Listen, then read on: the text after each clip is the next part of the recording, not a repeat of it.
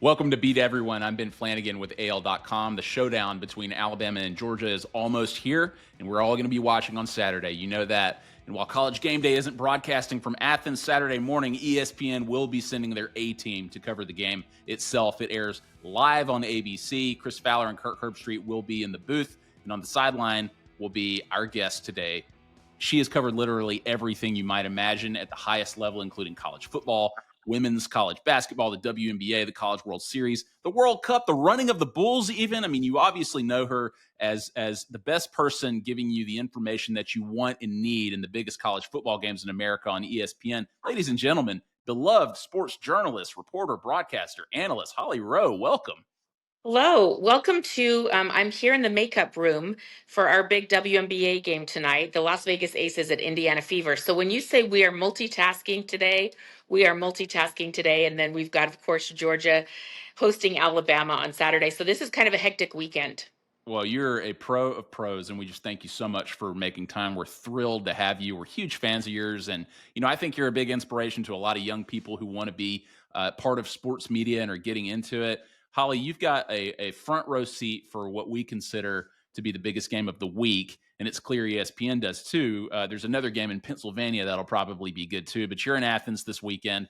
Holly, with a game like this, or this game in particular, the assignment itself, I'm curious, where do you start? Which story sort of like within a monster SEC showdown like this are you chasing from the jump? And what are you most curious about heading into Saturday?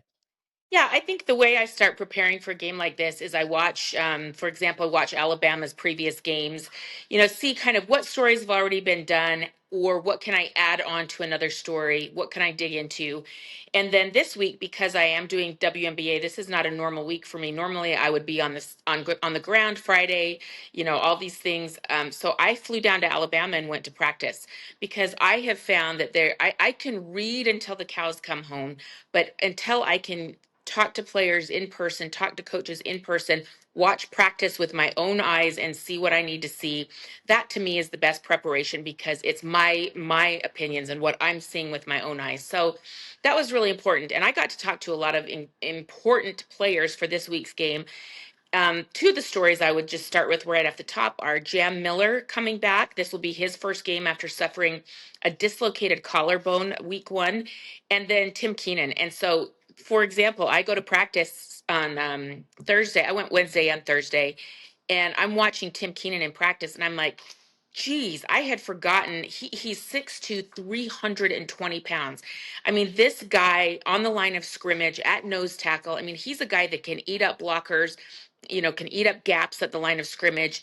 Having him back for a game because of the size of the Georgia offensive line. I mean, Georgia's got guys that are 6'6", 6'7", 6'5". They have a massive offensive line. So for Alabama to get a defensive tackle, particularly a nose tackle back with Tim Keenan's size and experience as a redshirt senior, I think that is a huge storyline in this game.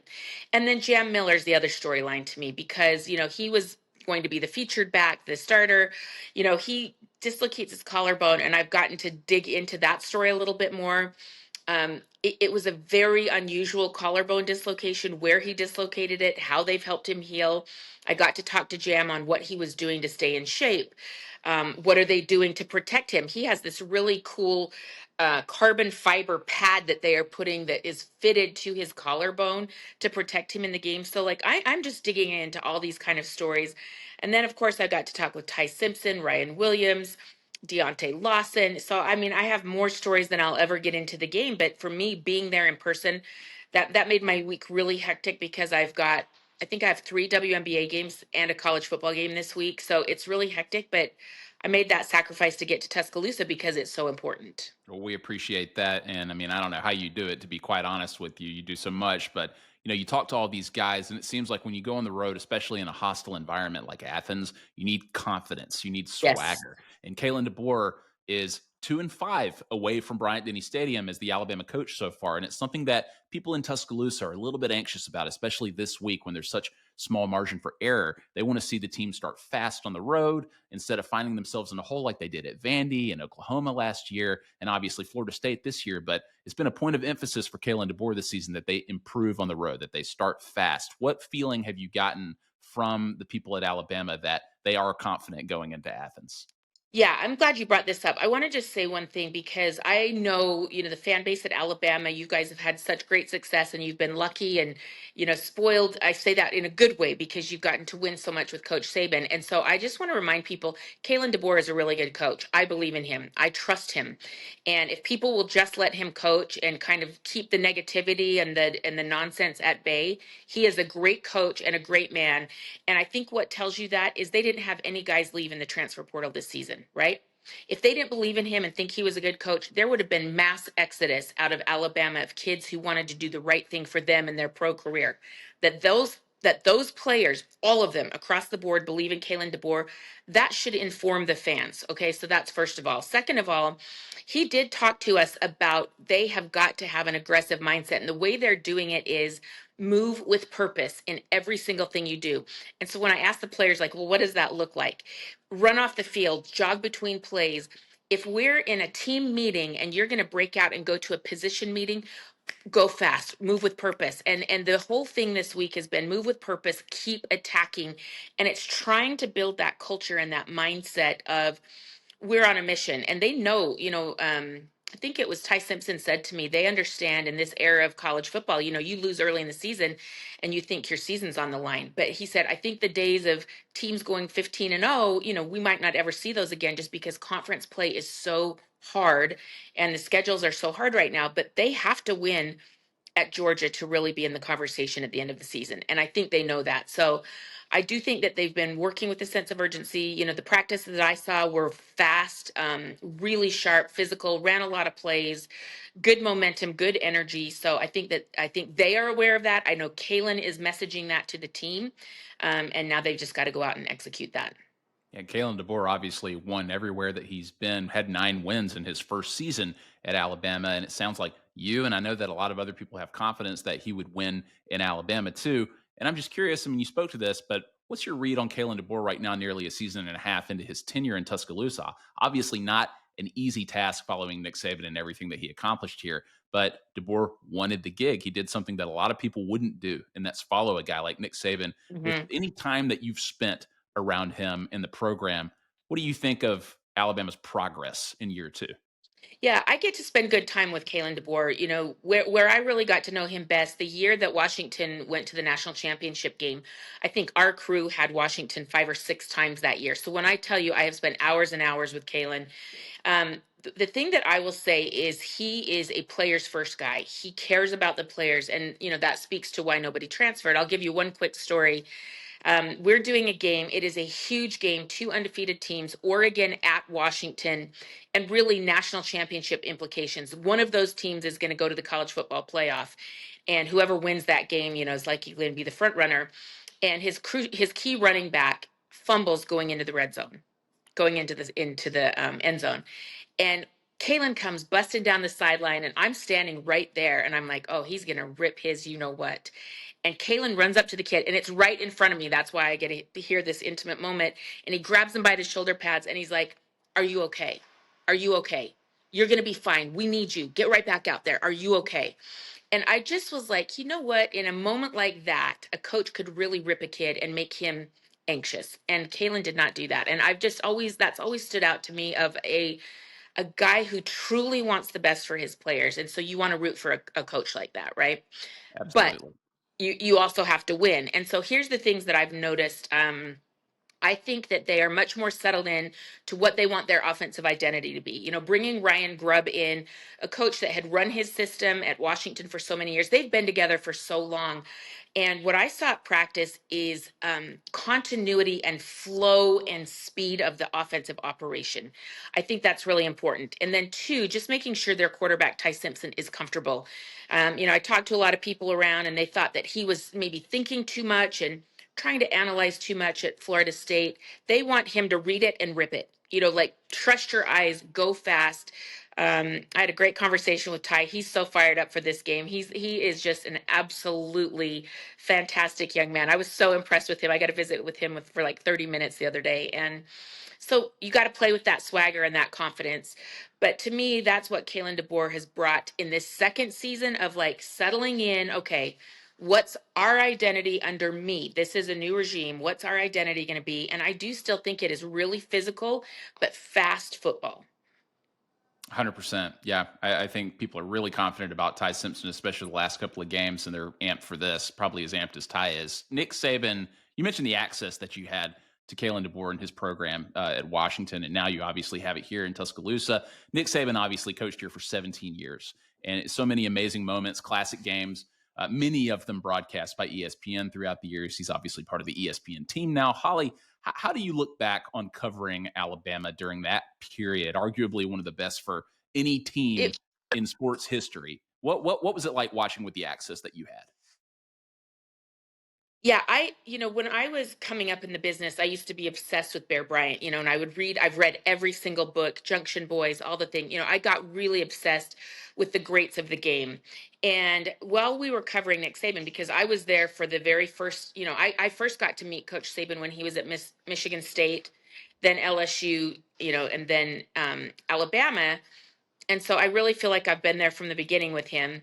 And I knew that he was the greatest coach we've ever had. And it came about 4 or 5 seasons. It took him a couple of years to kind of get things rolling in Alabama, but I just knew that I was watching greatness. And so when I tell you, I have saved every note I have ever taken from every Coach Saban meeting, and I'm telling you, like one day I will write a book, and Coach Saban will be figured prominently in that because I have so many of his quotes and his philosophies. And I think the number one thing Coach Saban did in his tenure was adapt with the times.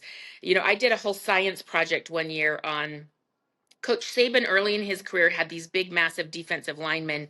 Think of Terrence Cody, Mount Cody. Well, they get into a period where they lose a couple of games to mobile quarterbacks, most notably Johnny Manziel. And so I went back and took all the measurements and size of the defensive line and linebackers under Coach Saban the first few years. And as they started to defend mobile quarterbacks, those sizes would shrink a little bit. And I'm talking like an inch here, 10 pounds here. But it was so that his defense could be more mobile and he could have guys, like his jack edge rusher that could then spy and chase down a mobile quarterback. So I have 100 million examples of just how incredible Nick Saban was with his ability to adapt as college football adapted. I mean, for heaven's sakes, we saw them running a spread offense for many years late in his career and winning national championships with that, with Steve Sarkisian calling the plays. So I am very aware of how special that time was. I knew it while I was living it and feeling it. And so I guard these notes with my life. And one day I'm going to turn them into a masterpiece of what I've learned from the best coaches in the world. I have like my Joe Paterno notes, my Lavelle Edwards, Bobby Bowden, Nick Saban. It's honestly the who's who of anybody in college football. And so I'm pretty lucky that I've gotten to live these eras. Oh man, that'll be must read. And I know you're probably waiting, and we'll all read the book and buy the book. But just curious, any Nick Saban stories that you just kind of like to dust off? Like we see what's on television, and he's obviously had some memorable Yeah. moments during those sideline interviews before, during, and after games. But what about behind the scenes? What do you remember about any interactions with Nick Saban you're willing to share before you write them? Yeah, I'll tell you a couple of really sweet things. So you might remember this, and maybe the fans will remember. I went through a pretty rough period with cancer where I honestly almost died. I had stage 4 metastatic cancer. That's a death sentence. There is no stage 5. That means you're dead. So it was really dramatic and serious. And I got this big box of apples one day with this cute note: "An apple a day keeps the doctor away. Miss Terry and Nick Saban." Wow. And then one day I get a voicemail. I miss the call. I get a voicemail and I listen to it, and it's like, "Hey Holly, this is Coach Saban. I'm just here. I'm at Destin. I'm at the coaches meetings, and your name came up, and I'm just thinking about you." And like everybody thinks Nick is one kind of crusty, tough, whatever character type of way, and he is those things. But there is a really kind and loving and really understanding great side to him. And he would check on me during those cancer years. I mean, nobody would think that of Coach Saban. And that meant a lot to me. I've saved that voicemail forever, evermore, to hear the care and sweetness in his voice checking on me. And, every time we used to do the call coach shows, with the great Eli Gold back in the day, I would always feel like I did my job if I could make Coach Saban really laugh. And we've got some good photos through the years of him just really laughing. And I'm like, all right, I love it because we got to spend like real time and really connect as human beings. And that meant a lot to me. Holly, I say you're an inspiration as a sports journalist, but I mean, as a person too, the way that you've lived your life and done your job and the way you've stayed so positive is just incredible. And it's something people love and notice about you. And so thank you for sharing that. We've only got a couple more for you here. If you'll indulge us with a couple of inside baseball questions, Hmm. because we work in the media, but you just do things at a different level and you're amazing at it. Sports is such a high stress environment. I mean, college football in particular, the coaches are so focused on the game. You talk about Nick Saban. I'm sure that an interview for a coach who's really just trying to focus on something like that can be a little disorienting and surprising in some cases. But you and your colleagues are always so prepared and composed with questions that help them refocus. So, like, what's your strategy when you have to approach a coach who might be a little amped up or maybe even exasperated? Like, what do you do? How do you approach that? I try to meet them where they are. Don't ask a stupid question that comes from out of left field.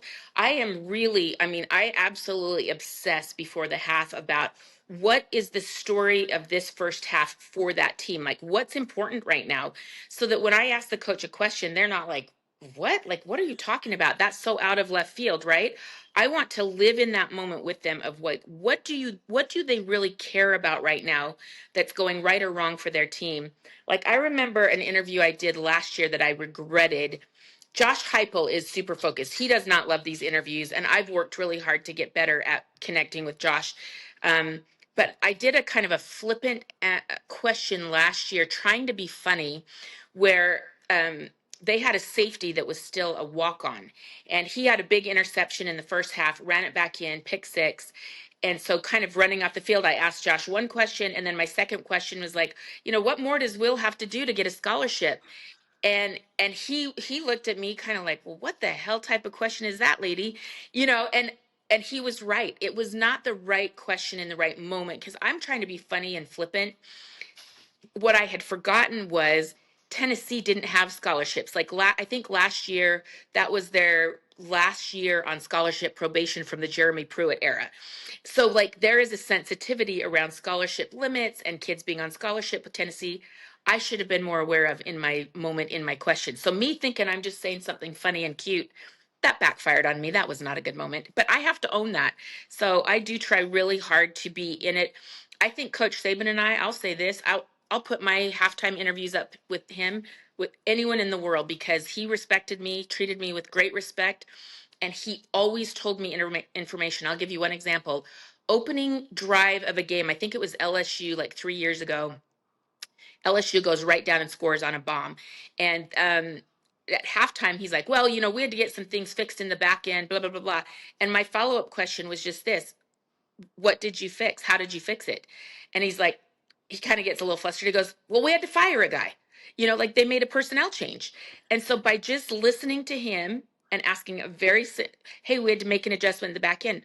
Well, what was the adjustment? Well, we had to fire a guy. So then I could pay attention when the second half started that they had changed the corner in that coverage. So that's great information. So, I've had some really great interactions that way.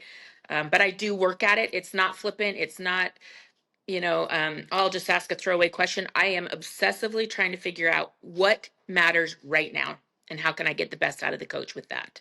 Nah, I still like the Tennessee line, Holly. I think that's okay, to be honest with you. It would have been But funnier maybe after the game, not right in that moment where he's like this going into the locker room. yeah, well, and I don't know, like I'm sure you go back and watch, but you're in the moment, you're on camera. But whenever Nick Saban would do a mid-game, post-game, pre-game interview, the guy would look into the camera more than any coach I've ever seen in that same position. It was like he was looking into the souls of Because the fans that were watching. he's delivering a message. I Yeah, think Nick Saban was a master class yeah. in controlling the fan negativity and reaction and controlling the message. Is if you ever would really go back and pay attention on Nick Saban's press conference to start the week, here are his talking points. Midweek, same exact talking points. You talk to players, they're parroting the exact same talking points. We meet with coach on Friday, same exact talking points. Coach's show on Wednesday night. So I think Nick had a great way of managing the narrative, controlling what he could control with messaging. And that's why he's looking in the camera, is he's looking right into your soul, delivering this message exactly to you, so you know exactly what he's thinking. So you're not going to make some crazy comments or statements later.